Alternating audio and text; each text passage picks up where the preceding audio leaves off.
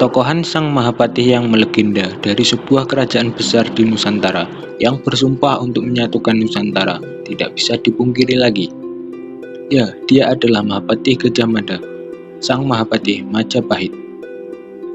Mahapatih Gajah Mada dengan sumpahnya yang terkenal, yaitu Sumpah Palapa, berjanji untuk tidak melepaskan puasa sebelum bisa menaklukkan Nusantara. Sumpah itu diucapkan Gajah Mada saat upacara pengangkatan menjadi Patih Amangkubumi Majapahit. Namun sebenarnya, dari manakah Gajah Mada sendiri berasal? Banyak sumber yang menjelaskan dari mana Gajah Mada berasal. Hal ini lumrah karena ketokohannya yang melegenda, bahkan seringkali mengungguli Raja-Raja Majapahit sendiri, sehingga banyak yang ingin mengklaim asal-muasalnya. Beberapa naskah yang menjadi sumber asal Gajah Mada, diantaranya yang pertama adalah naskah Wusana Jawa. Menurut naskah ini, Gajah Mada dilahirkan di Pulau Bali. Dikisahkan bahwa Gajah Mada lahir dengan cara memancar dari buah kelapa sebagai penjelmaan dari Sang Hyang Narayana. Sehingga Gajah Mada dipercaya lahir tanpa ayah dan ibu, namun ia lahir karena kehendak dewa-dewi.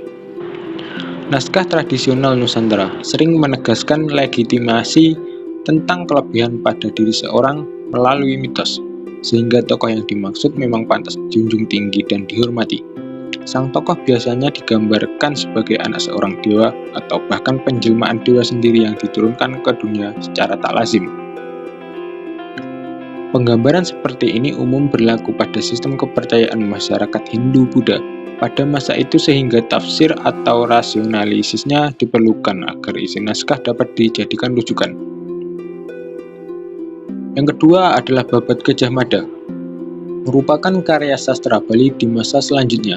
Diceritakan bahwa ada seorang pendeta muda bernama Empu Suradarmayogi yang memiliki istri bernama Patni Nariratih, istri yang diberikan oleh gurunya Empu Raga Kunting atau yang dijuluki Empu Suradarmawiyasa. Suatu ketika, Sang Nariratih hamil. Saat itu mereka sedang melakukan perjalanan mengembara selama berbulan-bulan. Ketika sang bayi yang ada dalam kandungan sudah waktunya untuk lahir, mereka tiba di desa Mada yang terletak di kaki Gunung Semeru. Lahirlah sang bayi laki-laki dengan diiringi peristiwa alam yang menandakan bahwa sang bayi kelak akan menjadi tokoh penting. Bayi laki-laki tersebut diasuh oleh kepala desa Mada, sedangkan kedua orang tuanya pergi bertapa di puncak gunung. Mereka pergi bertapa untuk memohon keselamatan dan kejayaan bagi si bayi. Dewata mengabulkan permohonan tersebut dengan mengatakan bahwa kelak si bayi akan menjadi orang yang dikenal di seluruh Nusantara. Bertahun-tahun berlalu, Mahapatih Majapahit datang ke desa Mada dan mengajak anak kepala desa bernama Mada yang sekarang beranjak remaja untuk ikut ke Majapahit dan mengabdi kepada raja. Mahapatih Majapahit kemudian menikahkan Mada dengan putrinya yang bernamakan Bebet, lalu membantu Mada untuk menggantikan kedudukannya sebagai Mahapatih Amangkubumi Majapahit. Berkat Mahapatih Amangkubumi Mada, Majapahit berhasil mengembangkan kekuasaannya hingga banyak raja dari pulau luar Jawa yang tunduk kepada Raja Majapahit. Kitab Babat Arung Bondan. Kitab Jawa Pertengahan Babat Arung Bondan menawarkan penjelasan berbeda mengenai asal-usul Gajah Mada. Dalam kitab tersebut dikisahkan bahwa Gajah Mada merupakan anak dari Patih Lugender, dikenal dengan nama Lugender dalam cerita Damarwulan dan Menak Jinggo. Dalam cerita tersebut dinyatakan bahwa Lugender menjadi Patih Ratu Majapahit bernama Ratu Kenya atau biasa disebut Kencana Wungu.